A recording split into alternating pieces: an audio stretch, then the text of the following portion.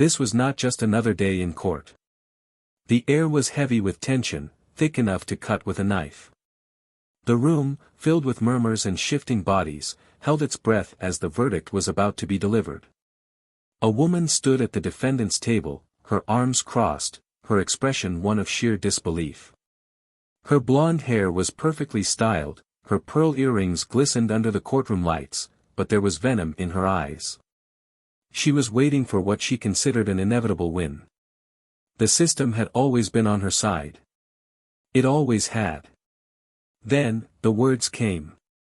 The court rules in favor of the plaintiff. A pause. A silence so dense that the world itself seemed to freeze. Then, an explosion. This is a joke, right? The woman's voice cut through the stillness, laced with arrogance, disgust. This cannot be happening. This is not happening. The judge, poised and composed, merely adjusted her glasses, her expression unreadable. But the weight of her words was unshakable. Miss Holloway, you are in a court of law. You will conduct yourself accordingly. The woman's face twisted, her lips curling into a sneer. A black woman as my judge. Of course, of course. That explains everything. I should have known the moment I walked in here that this was a setup. Rigged. Completely unfair. The murmurs in the courtroom grew louder. Gasps. Shocked whispers. Someone in the audience pulled out their phone, already recording. The judge remained still, unwavering.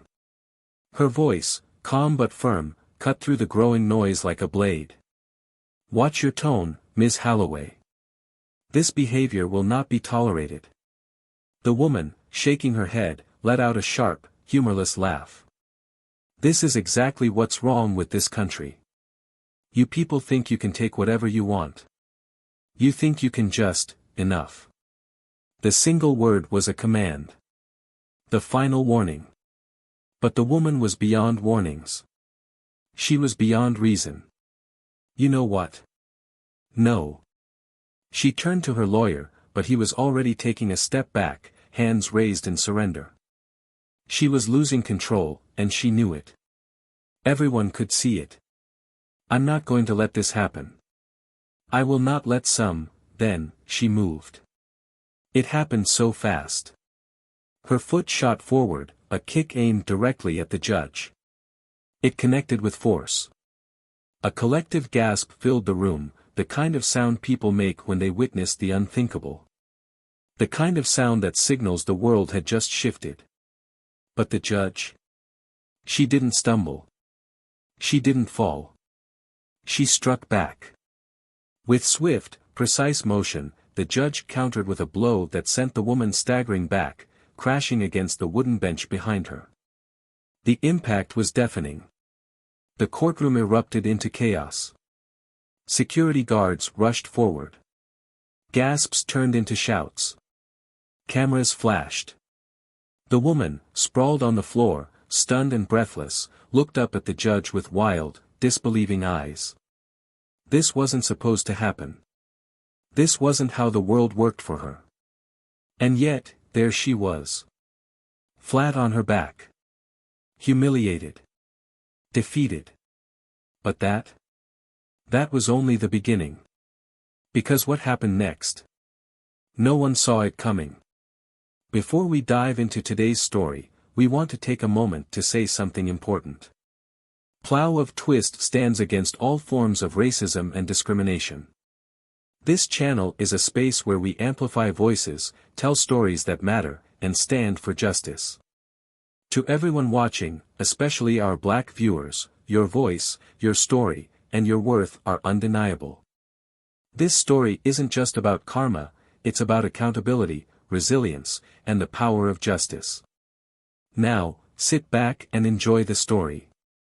And if you haven't yet, make sure to subscribe to the channel so you don't miss more powerful twists like this one. Let's get into it. The courthouse in downtown Atlanta was a towering symbol of justice, its grand architecture standing as a reminder of the battles fought within its walls. It was a place where lives were changed with the stroke of a gavel, where the weight of the law came down on the guilty and freed the wrongfully accused. But today, the air inside was thick with something else, tension, an unspoken hostility that clung to the room like humidity on a sweltering summer day. Judge Monique Carter sat behind the bench, her presence both commanding and poised. She was no stranger to high-profile cases, and certainly no stranger to the silent prejudices that often followed her into the courtroom. A black woman in a position of power, there were always those who found that reality uncomfortable. But Monique had long since learned how to navigate these spaces, how to wield authority with the same sharp precision as the laws she upheld. She had fought too hard to be here, worked twice as hard as her peers, and endured the subtle, and not so subtle, challenges that came with her position. Her record was impeccable, her reputation unshakable. She was respected by her colleagues, feared by those who underestimated her, and admired by the young black women who saw her as proof that they, too, could rise. Across the room stood Karen Holloway. Blonde, impeccably dressed, and exuding an air of entitlement that clashed with the very foundation of justice. Karen had spent her entire life believing the world bent to her will. She had been raised in privilege, accustomed to getting her way, and when things didn't go according to her plan, she had a habit of making sure someone paid for it. Today was no different. She stood at the defendant's table, arms crossed, a smirk playing at the corner of her lips as if the entire proceeding was beneath her. She had entered the courtroom with the same confidence she carried everywhere, the confidence of someone who had never truly been held accountable. The case had been clear-cut.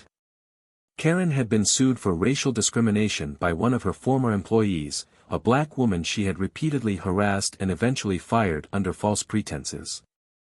The evidence against her had been overwhelming, emails, testimonies, even security footage showing her berating the woman in the office. But Karen, in her mind, was untouchable. She had money, connections, and the unwavering belief that she would walk out of this courtroom unscathed, as she always had before. Monique had seen women like Karen before, so many of them. Women who believed the law was a mere suggestion, that consequences were for other people. And while Monique had long ago learned to detach herself emotionally from the cases she presided over, there was something about Karen's blatant arrogance that made her jaw tighten. It wasn't just the casual way she dismissed the accusations against her, nor the smug glances she sent toward the plaintiff. It was the way she looked at Monique herself, the barely veiled disdain, the disbelief that someone like Monique held power over her fate. Karen hadn't even tried to hide it. From the moment she had stepped into the courtroom, it was written all over her face. The trial had been tense from the start. Karen's lawyer had done his best, spinning a narrative about misunderstandings and miscommunications, attempting to paint his client as the real victim, a woman unfairly targeted in today's climate of overcorrection. It was a strategy that might have worked elsewhere, might have convinced a jury that Karen was simply a misunderstood professional. But this wasn't a jury trial. The decision was in Monique's hands alone, and she saw through the performance for what it was. When the time came for Karen to speak, she did so with the kind of condescension that made every person in the courtroom bristle. She talked about how difficult it was to be a business owner in today's world, how certain people were always looking for reasons to claim discrimination. She spoke of her so-called generosity, the opportunities she had given, the way she had tried to work with the employee who had accused her. And then, without an ounce of self-awareness, she turned her gaze directly to Monique and scoffed. "This entire thing is a farce," she had said, her voice dripping with disdain. "And honestly, I should have known from the moment I walked in here that I wouldn't get a fair trial. I mean, look at this courtroom. Look at you." The silence that followed was deafening. Monique had been trained to keep her composure in the face of disrespect. She had sat through cases where people had called her worse, where defendants had tried to undermine her authority, where she had been met with outright hostility simply because she occupied a seat that certain people believed wasn't meant for someone like her. But this was different. This wasn't just about the case. This was personal. This was a woman standing in her courtroom, in a system already stacked in her favor, and still believing that she was the victim. And so, when the time came to deliver the verdict, Monique made sure her voice was steady, unwavering. "The court rules in favor of the plaintiff," she announced, her eyes locking onto Karen's. For the first time that day, Karen's confidence wavered. It was subtle, the way her fingers twitched, the way her mouth opened slightly in shock. She had expected to win. She had assumed, as she always did, that the system would protect her. That was how it had always worked. She had never truly lost before. A second passed. Then another. And then came the explosion. "This is a joke, right?" Her voice, now shrill, cut through the room. "This cannot be happening. This is not happening." Monique remained still, watching as Karen's composure crumbled. The entitlement, the superiority, it was all unraveling, piece by piece. "A black woman as my judge." Karen spat, her face twisting with fury. "Of course. Of course. That explains everything. This is exactly what's wrong with this country. You people." Monique's expression didn't change, but her patience was gone. "Miss Holloway, you are on the verge of contempt. Sit down, and watch your tone." But Karen wasn't listening. She was seething, her entire body tense with rage. "I will not let this happen. You are not going to ruin my life over some stupid case," and then, she moved. It was so sudden that even the bailiff hesitated. One moment, Karen was standing at her table, and the next, she had lunged forward, her foot swinging through the air. The impact landed hard. A collective gasp filled the courtroom. For a moment, there was silence, pure, stunned silence. And then, just as suddenly, Monique responded. The counterblow sent Karen stumbling backward, crashing against the wooden bench behind her. Chaos erupted. Security guards rushed forward. Gasps turned into shouts. Phones were lifted, cameras flashing as the moment was captured from every angle. Karen, now sprawled on the floor, looked up at Monique with wild, disbelieving eyes. She had never been struck before. She had never been humbled. But this? This was only the beginning. Because what happened next? No one saw coming. The courtroom was in absolute chaos, a storm of gasps, murmurs, and frenzied movement as security officers rushed forward, their heavy boots pounding against the floor. Cameras flashed in rapid succession, capturing every single second of the madness that had just unfolded. The weight of what had just occurred was thick in the air, pressing against the walls of the courtroom like an invisible force. Karen Holloway, still breathless from the force of the blow she had received, was trembling, her hands clenched into fists so tight that her knuckles had turned ghostly white. Her breath came in sharp, ragged bursts, her face a mask of disbelief and outrage. This wasn't supposed to happen. She wasn't supposed to be the one on the floor, humiliated and restrained. No, this was all wrong. In her world, things didn't happen this way. The system was designed to protect people like her, to ensure that she remained on top, untouchable, immune to consequences. But now, as the weight of reality began to crush down on her like a collapsing building, she felt something she had never truly felt before, fear. Cold, gripping, suffocating fear. She thrashed against the officers who had moved to restrain her, jerking her arms violently as though sheer force alone could undo what had already been done. Her voice, once dripping with arrogant confidence, now carried the unmistakable edge of desperation. How could this be happening? How had things spiraled so far out of her control? Just minutes ago, she had stood here, certain of her victory, certain that she would walk out of this courtroom the same way she always had, undefeated, above the law, above accountability. But now, her mind was scrambling, her breath quickening as panic surged through her bloodstream like wildfire. She tried to make sense of it all, tried to process how everything had turned upside down in an instant. The cameras, the flashes, the murmurs of people staring at her with expressions ranging from shock to satisfaction, it was suffocating. The sound of the judge's voice cut through the cacophony of the room like a sharp blade through silk, steady and controlled, yet carrying a force that could not be ignored. Monique Carter had not moved from her position behind the bench, her eyes fixed on Karen with a gaze that was unreadable, unwavering, immovable. She had seen all kinds of people walk into her courtroom, seen all kinds of arrogance, privilege, and entitlement attempt to maneuver its way around justice. But this? This was something else entirely. This wasn't just a tantrum. This was a meltdown, a full collapse of a woman who had never truly been told no. Karen's voice, sharp and brittle, cracked through the tension, her words laced with fury and disbelief. This was unfair, she screamed, this was an injustice, a setup, a targeted attack. She shouted that she was the victim here, that the judge had overstepped, that the whole case had been rigged against her from the start. Her chest rose and fell rapidly, her breath uneven, her rage consuming her like an unchecked inferno. She was livid, frantic, her mind refusing to accept the reality of what was happening. How dare they? How dare anyone treat her this way? She wasn't like those people. She wasn't some criminal, some thug who belonged in handcuffs. She was important, respected, entitled to more than this. But no one was listening. The bailiffs tightened their grip, their expressions impassive, their training keeping them from reacting to the storm of insults and protests spewing from Karen's lips. One of them gave her a sharp warning to calm down, but it only seemed to fuel her rage further. Her head snapped toward her lawyer, her eyes wild with desperation as she practically spat his name.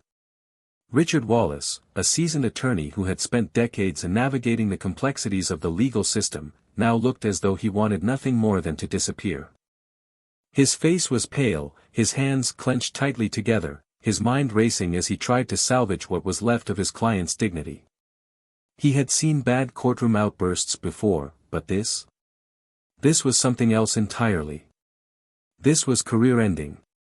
Karen's voice turned shrill as she demanded that he fix this, that he do something, anything to undo what had just happened. Her lawyer exhaled sharply, pinching the bridge of his nose before finally meeting her gaze with an expression of quiet defeat. There was nothing to be done. This was out of his hands now. The cameras, the witnesses, the undeniable reality of what had just occurred, it was all too much. He took a step forward, attempting to offer some kind of damage control, his voice smooth but lacking its usual conviction as he addressed the judge. He requested a recess, a moment to gather himself, to speak privately with his client, to reassess their strategy. But Monique Carter wasn't having it. Her answer was firm, immediate.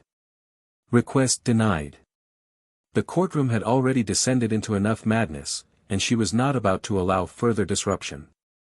Karen had crossed a line that could not be undone, and she would face the consequences of her actions, just as anyone else would.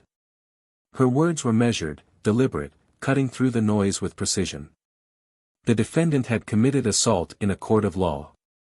She would be held in contempt, bail was set at $50,000, and she would be taken into custody immediately. Karen's mouth fell open. Her body froze. The weight of those words settled over her like a suffocating fog. Taken into custody. That meant handcuffs. That meant jail. That meant something she had never, in her entire life, believed she would have to experience. The courtroom held its breath as the metallic click of handcuffs being secured around Karen's wrists rang through the air. It was a sound that signified the fall of an empire, the shattering of an illusion, the harsh and unforgiving truth that even the most privileged among them could not always escape justice. Her head snapped back toward the cameras, her mind racing. No. No, this wasn't happening. This was all a misunderstanding. This was going to be fixed. Someone would fix this. But no one did. As Karen was dragged toward the exit, her heels scraping against the floor as she resisted with every ounce of strength she had left, her voice broke into a desperate wail. She screamed that this was illegal, that she would sue every single person in this room, that they would all regret humiliating her like this. She cursed at the judge, at her lawyer, at the officers who held her arms in an iron grip. She threatened to make them all pay, to ruin them, to take everything from them just as they had taken everything from her. But the more she screamed, the more her voice cracked. The confidence, the entitlement, the rage, it was all slipping away. And beneath it, something else was beginning to surface. Panic. Fear. A slow, creeping realization that she was no longer in control. By the time she was shoved past the heavy wooden doors, her voice had become nothing more than a hoarse whisper, her protests weak and empty. Monique watched her go, her face impassive, her mind already shifting to what would come next. She knew this wasn't over. Because people like Karen Holloway, they didn't go down quietly. And the storm that was about to come, it would shake everything. The silence in the courthouse hallway was thick, broken only by the distant murmurs of journalists and the hushed conversations of attorneys lingering near the elevators. Monique Carter sat in her chambers, the heavy wooden door closed behind her, shutting out the outside world. She was still in her robe, still carrying the weight of the courtroom on her shoulders, but the tension in her jaw remained, the echoes of what had transpired still reverberating through her mind. The morning had been chaos, the kind that left behind a residue of unease. The air outside had been thick with camera flashes and rapid-fire questions, reporters hungry for a headline, desperate for a comment. But Monique had offered none. She had walked past them, her face a mask of unwavering control, her pace unhurried, unaffected. She had done her job. Justice had been served. That was supposed to be the end of it. But the moment she sat down at her desk, she knew, this was far from over. Her phone vibrated. Once. Twice. Then again. Calls, messages, emails flooding in like a relentless tide. Some from colleagues, some from journalists, some from people she hadn't spoken to in years. They all wanted the same thing, an opinion, a response, a reaction. They wanted to know what it had felt like to be the judge at the center of what was quickly becoming the biggest scandal in the city. But Monique had no interest in indulging them. She exhaled slowly, her fingers tightening around the armrests of her chair as she stared at the screen, the weight of the moment pressing down on her. The headlines were already spreading, the footage of Karen's outburst playing on repeat across every news outlet. There was no undoing it now. The world had seen what happened. The world had watched. A sharp knock at her door interrupted her thoughts. Before she could answer, it swung open, and her assistant, Danielle, stepped inside, her expression unreadable, her posture tense. "You need to see this," she said, her voice quieter than usual. There was something in the way she said it that sent a ripple of unease through Monique's spine. She reached for the remote, turning on the small television mounted on the wall. The news channel flickered to life. A panel of commentators filled the screen, their voices overlapping as they debated, dissected, analyzed. And then, the footage played again, the moment Karen had lashed out, the moment Monique had responded, the courtroom descending into chaos. It was the same video that had already been seen by millions. But this time, something was different. The banner at the bottom of the screen caught her attention immediately. Breaking news, shocking allegations against Judge Monique Carter. A slow chill spread through her limbs. The anchor, a woman with a polished smile and a voice laced with artificial concern, was speaking. In a stunning development, sources have revealed new allegations against Judge Monique Carter, raising serious questions about her ability to serve impartially. "We've obtained exclusive information from individuals close to the case who claim that Carter has a history of racial bias and misconduct in the courtroom. These accusations, if proven true, could call into question the legitimacy of her rulings and even lead to a formal investigation." Monique's stomach twisted. Danielle turned to her, her brows knitted in concern. "This is bad." Monique didn't move. Didn't blink. Her mind was already moving a mile a minute, calculating, analyzing, dissecting. The strategy was clear as day. This wasn't about justice. This wasn't about what had happened in the courtroom. This was about power, about control. Karen had lost, and people like Karen Holloway did not lose quietly. Her enemies had been waiting. And now, they had found their opening. Danielle hesitated before continuing. They're saying you've ruled unfairly in past cases, that you've shown bias against certain defendants. A few of them are even claiming they felt targeted by you. There are statements, interviews being given. People are coming forward, Monique. Some of them are lawyers, some former defendants.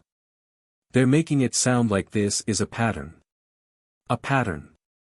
A fabricated narrative. Monique leaned back in her chair, fingers steepling as her pulse steadied, her mind focusing. They're trying to discredit me, she said finally, her voice devoid of shock. Danielle nodded, her jaw tight. And it's working. This is everywhere. Social media is split, the networks are running it non-stop. They've already got legal analysts debating whether your past rulings should be reviewed. There's even talk of a potential ethics review board getting involved. A slow exhale left Monique's lips. The gloves were off now. Karen Holloway had been humiliated in front of the world, but she still had power. She still had connections. And those connections were now mobilizing, building a campaign to tear Monique down. It was a strategy as old as time. When a black woman wields power, they don't just challenge her authority, they challenge her integrity, her credibility, her very right to exist in that space. Danielle's voice softened. They're calling for a public statement. Monique looked away, her gaze settling on the framed law degree hanging on the wall, the weight of her entire career pressing down on her like an iron hand. She had worked too hard, sacrificed too much, endured too many battles to let them take this from her. She had spent years navigating a system that had never truly been built for her, and now, when she had finally reached a position where she could make real change, they wanted to strip it away. No. Not like this. She turned back to Danielle, her expression unreadable, her mind already formulating her next move. Schedule a press conference, she said, her voice even, unwavering. If they want to fight, then let's fight. Danielle nodded, already reaching for her phone. I'll set it up for tomorrow morning. The media will be waiting. Monique's lips pressed into a thin line as she turned back to the television, watching as commentators continued to speculate, debate, spin their stories. The storm had arrived. And it was only going to get worse. But Monique Carter had faced storms before. And she wasn't about to break now. The air inside the conference room was thick with tension, the kind that clung to the walls like an unshakable force. The overhead lights buzzed faintly, their glow casting long shadows over the polished wood of the long table where Monique sat, her fingers laced together, her expression composed yet unreadable. Across from her sat a small team of advisors, legal representatives, media strategists, and a few trusted colleagues who had been by her side for years. The weight of their gazes pressed against her like an unseen burden, their expressions varying between concern and quiet determination. They were here for a reason. Damage control.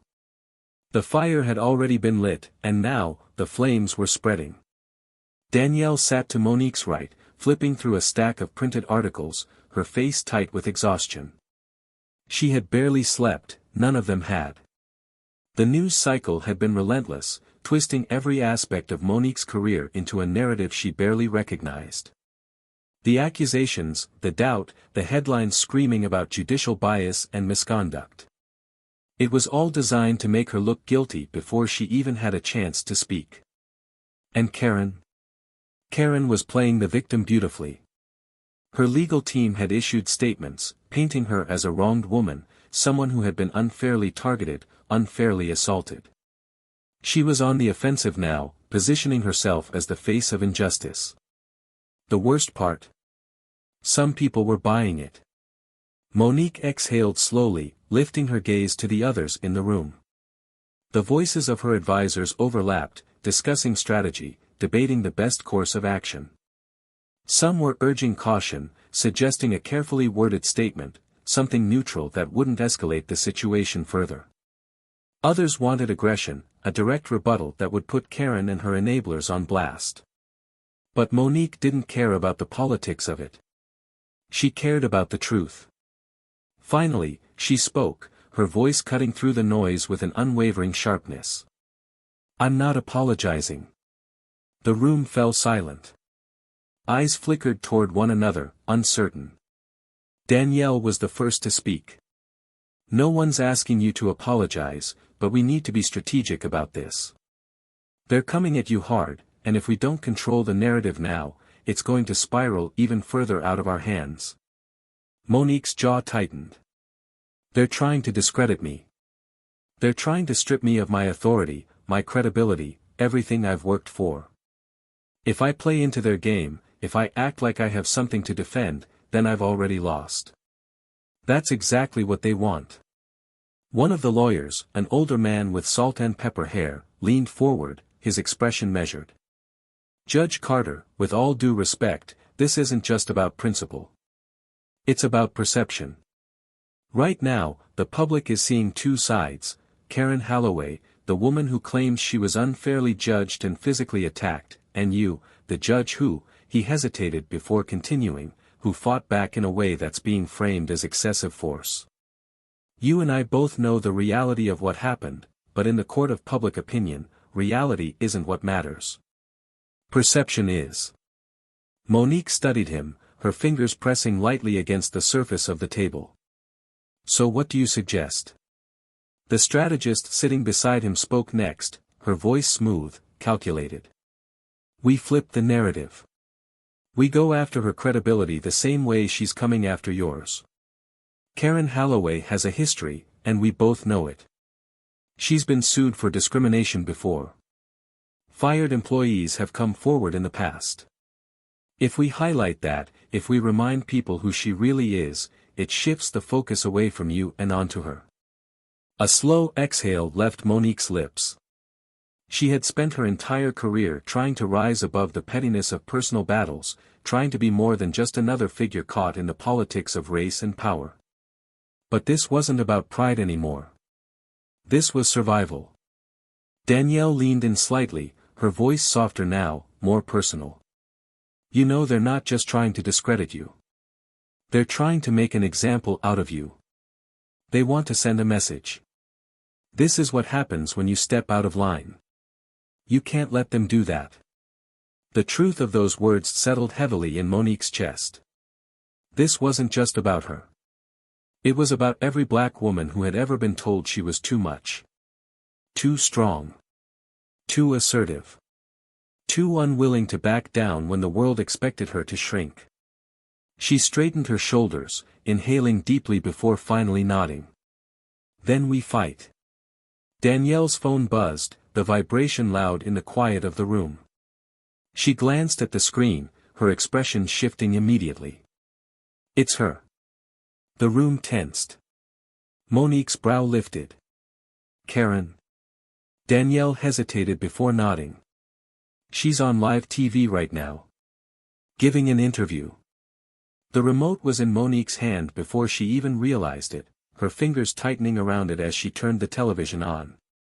The screen flickered to life, revealing a familiar news set, a polished anchor sitting across from none other than Karen Holloway herself. Karen looked pristine. Composed. She wore soft pastels, her makeup subtle, her expression one of quiet pain. It was a masterful performance. Her voice trembled ever so slightly, just enough to sound fragile but not weak. "I just don't understand how we got here," she said, her eyes glistening as she reached for a tissue. "I was terrified. I was being targeted, humiliated, and she exhaled shakily, shaking her head. "I lost my composure. But I never thought it would escalate like this. I never thought that someone in a position of power, someone who was supposed to uphold the law, would lash out at me like that." Monique felt her teeth grind together. The audacity. The anchor leaned in, his expression one of practiced concern. So you believe Judge Carter had a personal bias against you? Karen hesitated, just for a moment, just enough to make it look real. I don't want to make this about race, but... She let the implication hang in the air, her voice soft. I think there are some people in power who let their emotions cloud their judgment. And I think that's what happened here. Danielle muttered a curse under her breath. Monique leaned back in her chair, her gaze still fixed on the screen. Karen was painting herself as the victim, playing the game perfectly. But she had made one crucial mistake. She had underestimated who she was up against. Monique reached for her phone, her voice steady. Get me a slot. Prime time. Danielle's eyes flashed with understanding. You're going to respond? Monique nodded, her gaze sharp. Not just respond. I'm going to make sure the world knows exactly who Karen Holloway is. Because this wasn't just about defending herself anymore. This was about setting the record straight. The studio lights were blinding, hot against Monique Carter's skin as she sat across from the seasoned news anchor, his face composed in that carefully practiced neutrality that made him seem like an impartial observer. But she knew better. Every question, every tilt of his head, every well-timed pause was designed for a specific outcome. This wasn't just an interview. It was a battle. And Monique knew she was walking into enemy territory. The cameras were rolling, the nation was watching, and Karen Holloway had already set the stage. She had painted herself as the fragile victim, the wronged woman who had been unfairly judged, unfairly attacked. And now, it was Monique's turn to speak. She could feel the weight of expectation pressing against her chest, the silent demand that she be composed, measured, careful. Because black women were never given the space to be anything else. The anchor shifted in his chair, glancing down at the notes in front of him before meeting her gaze with an expression that was meant to be inviting but carried an unmistakable edge. Judge Carter, thank you for being here tonight. Given everything that's happened over the past 48 hours, there's been a lot of speculation surrounding your actions in the courtroom. Many people feel that your response to Ms. Holloway was excessive. That as a judge, you should have remained impartial, above the situation. How do you respond to that? Monique tilted her head slightly, considering his words.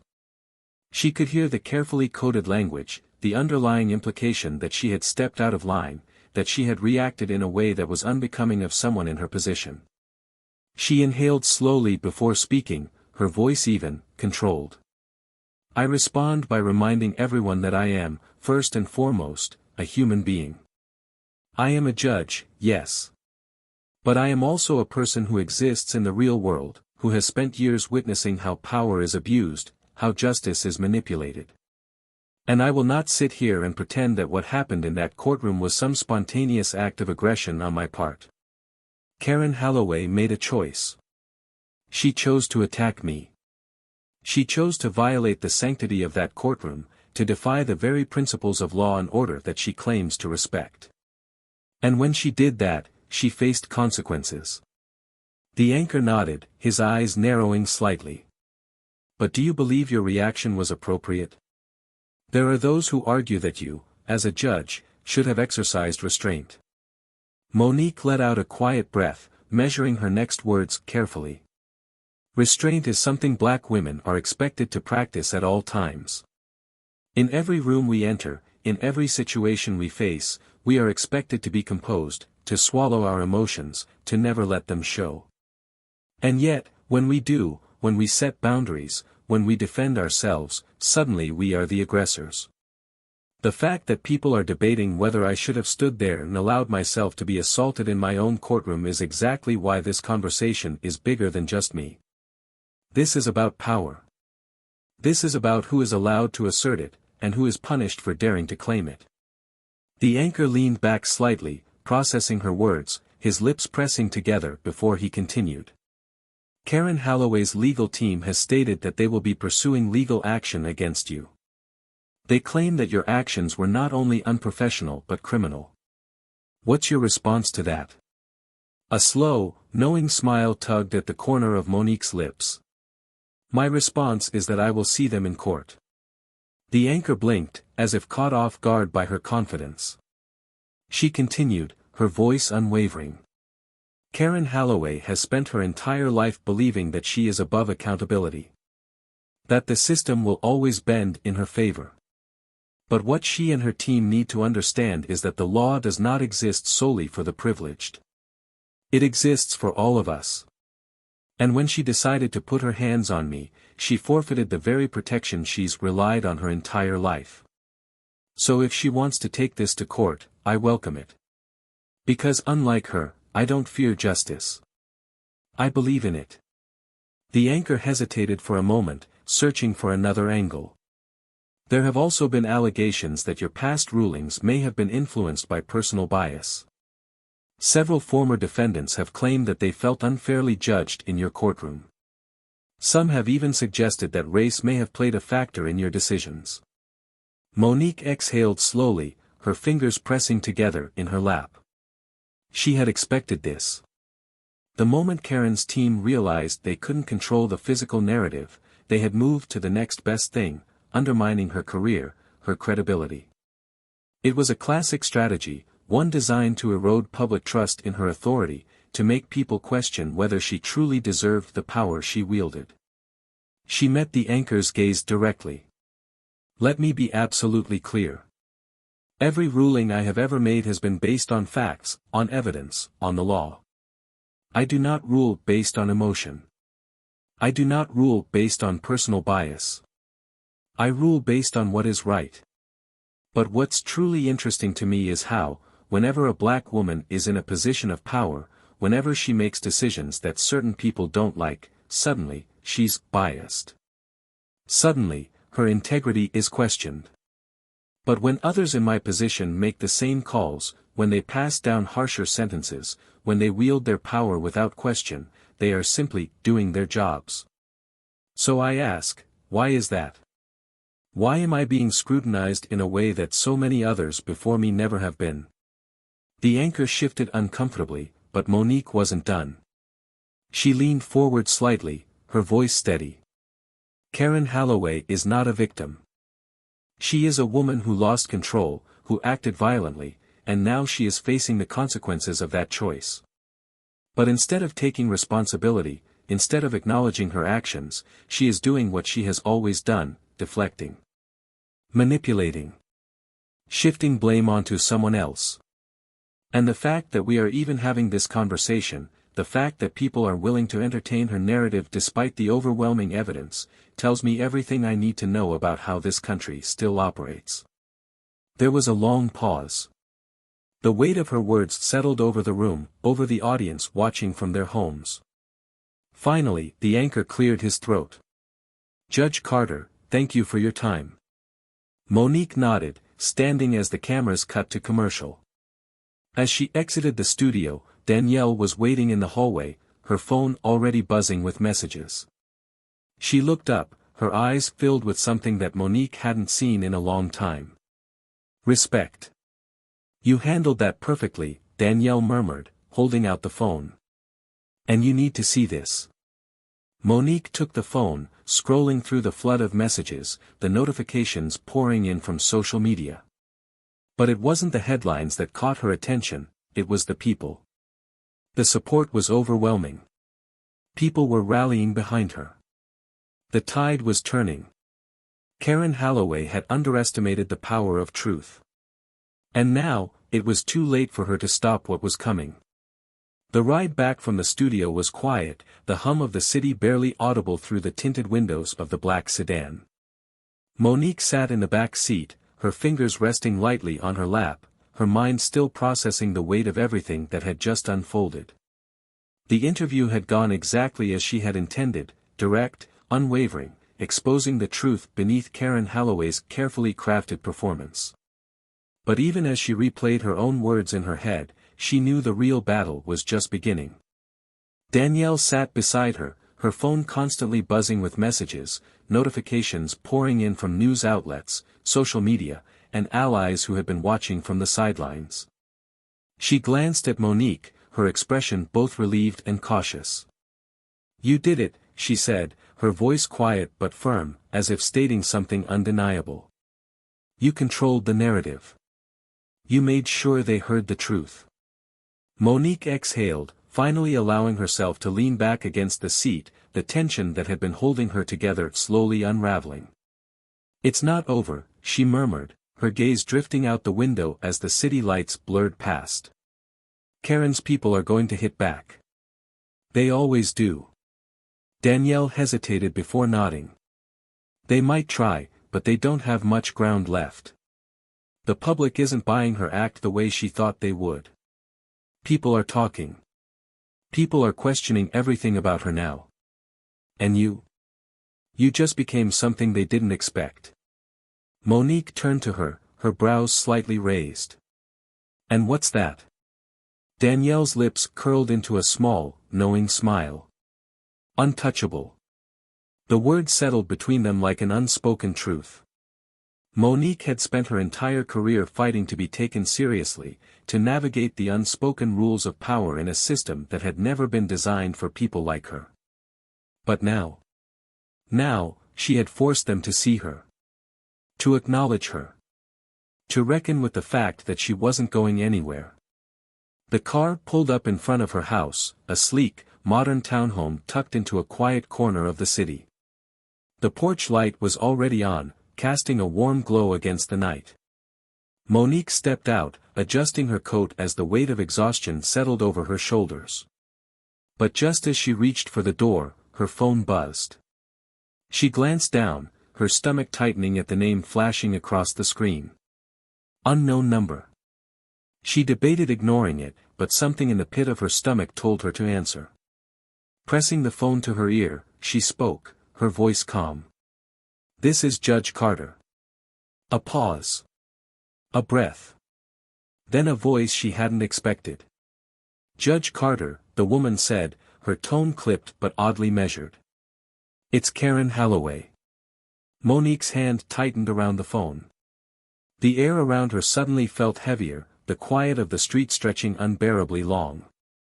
Of all the things she had anticipated, this was not one of them. For a moment, neither of them spoke. The silence between them was thick, layered with everything that had transpired, with the weight of a battle that had played out in front of the entire country. Then, Karen exhaled, a sound that carried something Monique couldn't quite place. I'm not calling to argue, she said finally. I needed to talk to you. Off the record. Monique's lips pressed together. Her instincts screamed at her to hang up, to not give this woman another second of her time, but curiosity flickered beneath her exhaustion. What do you want, Karen? Another pause. I didn't think it would go this far, Karen admitted, her voice lower now, almost reluctant. The lawsuits, the media, she stopped, exhaling sharply. You don't know what it's like to wake up one day and realize the world sees you as a villain. Monique let out a quiet, humorless laugh. Actually, I do. But the difference is, I didn't put myself there. You did. Karen went quiet again, and for the first time, Monique wondered if she had expected this call to go differently.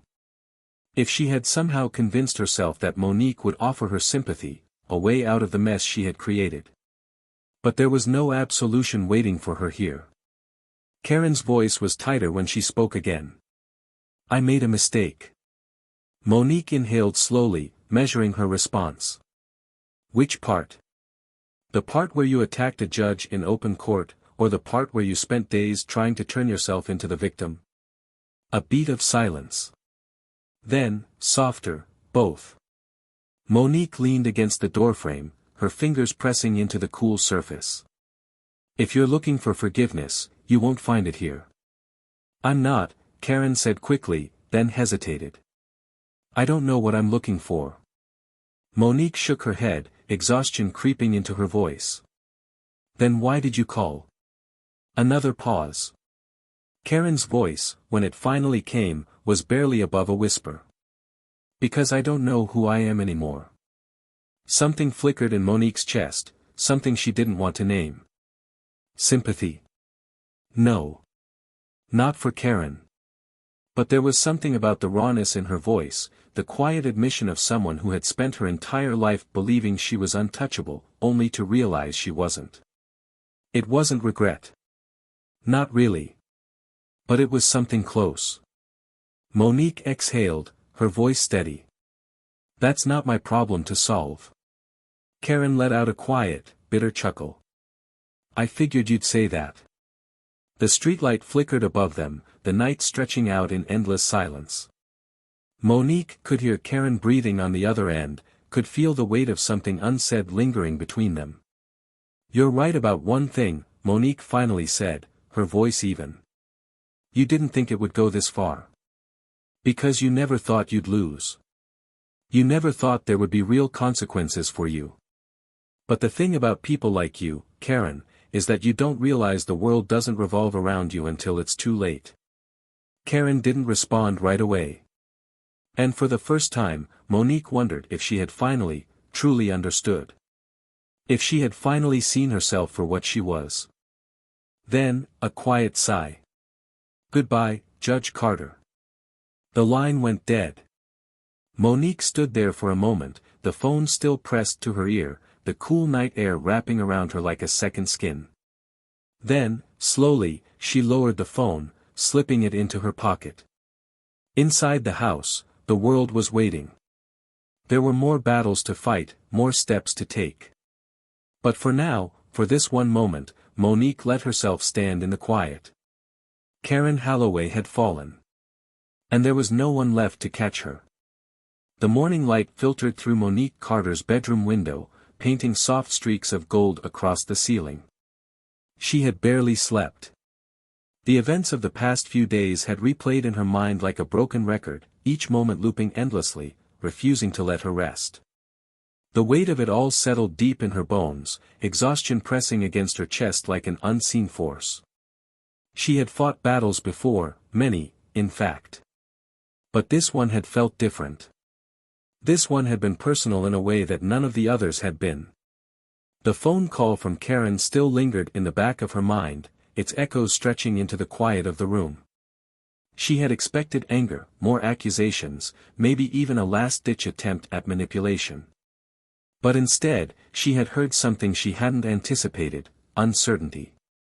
A woman who had spent her life convinced of her own invincibility, now facing the stark reality of what it meant to be held accountable.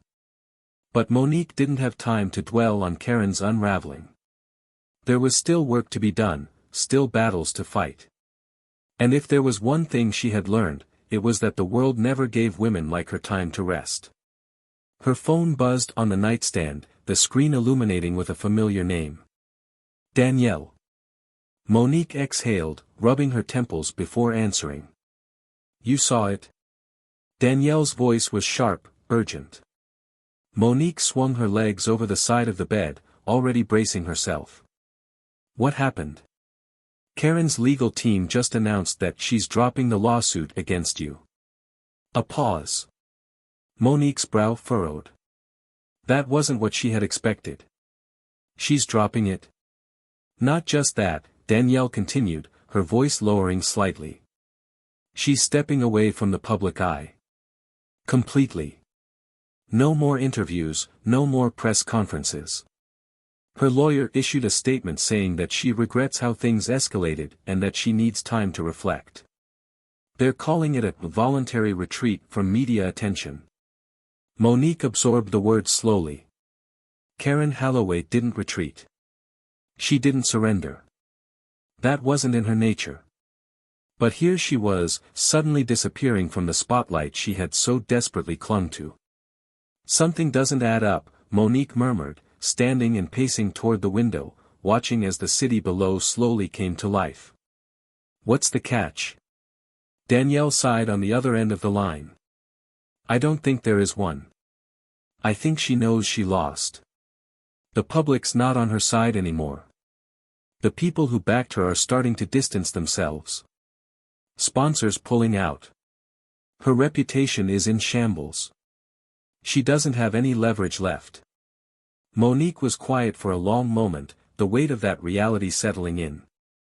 She had been prepared for a long, drawn-out fight, for Karen to drag this out as far as she could. But now, it seemed like she had finally accepted that there was nowhere left to go. Danielle's voice softened. "You won, Monique." The words should have felt satisfying. But instead, all Monique felt was tired. She ran a hand over her face, exhaling slowly. "Winning shouldn't have to feel like this." "I know," Danielle said gently. "But it does. And it always will.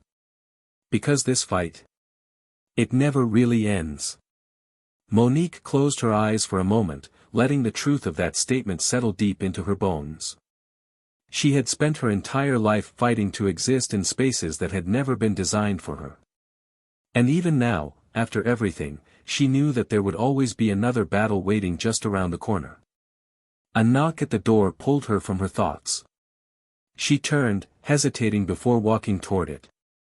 "I have to go," she told Danielle before ending the call. When she opened the door, she was met with a familiar face. Richard Wallace stood in front of her, his expression unreadable, his suit pristine as ever. Karen's former attorney. For a long moment, neither of them spoke. Then, Monique folded her arms, her voice cool. "You're either very brave or very stupid to show up here." Richard let out a quiet breath, shaking his head. "I didn't come to argue." Monique arched a brow. "Then why are you here?" He hesitated, glancing down at the ground for a brief moment before meeting her gaze again. "Because I wanted to say you were right." That caught her off guard. She studied him carefully, searching for any sign of deception, any indication that this was some kind of setup. But all she saw was exhaustion. A man who, for the first time, seemed like he wasn't just playing the role of a defense attorney, but someone who had finally stopped pretending. "You fought for her, Richard," Monique said, her voice firm but not unkind. "Even when you knew exactly who she was." Richard let out a dry chuckle, shaking his head. "It's my job to defend my clients, Monique. But that doesn't mean I don't see the truth. And the truth is, Karen did this to herself. She built her entire life on the idea that she was untouchable. And when that illusion crumbled, she had no idea how to survive without it." Monique exhaled, her fingers tightening slightly against her arms. "So why are you telling me this?" "Because I know what she's going to do next," Richard admitted, his voice quieter now. "She's not going to fight this in court. She's not going to drag it out in the media anymore. But she's not just going to sit back and accept defeat either." Monique's gaze sharpened. "What does that mean?" Richard hesitated before answering. "It means she's going to disappear for a while. And when she comes back, she'll reinvent herself. She'll find a new way to spin this. Maybe it won't be today, maybe not even next year. But eventually, she'll return. And when she does, she'll make sure the world sees her as the victim. Again." Monique wasn't surprised. Women like Karen never truly faced the consequences of their actions. Not in the way that others did. They had the luxury of rebranding, of reshaping their image until the world forgot who they really were. "Then I'll be ready," Monique said simply. Richard studied her for a long moment before nodding. "I don't doubt that." Monique stepped back, gripping the edge of the door. "Anything else?" Richard hesitated, then let out a quiet breath. "Just, be careful. You won this battle. But the war, it never really ends." Monique held his gaze, her expression steady. "I've known that my whole life, Richard. And I'm still here." With that, she closed the door. The house was silent again. The city outside continued its endless hum, life moving forward as it always did. Monique stood there for a moment, the echoes of Richard's words settling in. Karen Holloway was gone. For now. But Monique Carter knew one thing with absolute certainty. She would never stop fighting. And when the next battle came, she would be ready. Monique Carter stood at the top of the courthouse steps, the cold morning air crisp against her skin. The city was alive, buzzing as people moved about their daily routines, but she was still. The weight of the past few weeks settled on her shoulders, heavier than any case she had ever presided over. But she wasn't broken. No, she was still here. Stronger. Sharper. Unshaken. The media storm had died down, the news cycle had moved on, and the courtroom where everything had unraveled had returned to its usual state of order. But something fundamental had shifted. Not just for her. For everyone. Karen Holloway had disappeared from public view, retreating into the shadows where people like her always found safety when the world no longer bent to their will. There were whispers of her selling her properties, moving out of state, attempting to wipe the slate clean as if she could erase the image of herself sprawled on the courtroom floor, humiliated, defeated. But Monique knew better. Karen wouldn't stay gone forever. She would re-emerge eventually, reinvented, reshaped, ready to reclaim the privilege that had always cushioned her from real consequences. But it wouldn't matter. Because now, the world had seen her for who she truly was. And no matter how she tried to rewrite her narrative, the truth would always linger beneath the surface. Monique had spent years watching people like Karen maneuver through life without ever truly being held accountable. She had seen them walk away unscathed, rebuild themselves with ease, manipulate reality until they were once again centered as the victims. But this time, something had changed. The weight of public scrutiny had pressed down on Karen in a way she had never experienced before. And for the first time, she had been forced to confront a world where she wasn't untouchable. A world where, even if just for a moment, justice had caught up to her. Monique exhaled, turning to walk down the courthouse steps, her heels clicking against the stone. She had trials to oversee, cases to rule on, work to do. The system was still flawed, still weighted, still resistant to change, but she wasn't naive enough to believe that one victory was enough to dismantle the entire structure. Still, it was a step. A reminder that power, when wielded correctly, could still be a force of reckoning. Richard Wallace had moved on as well, distancing himself from the wreckage of Karen's downfall. He had always been pragmatic, always understood how to navigate the tides of power. He hadn't defended Karen out of loyalty, only out of duty.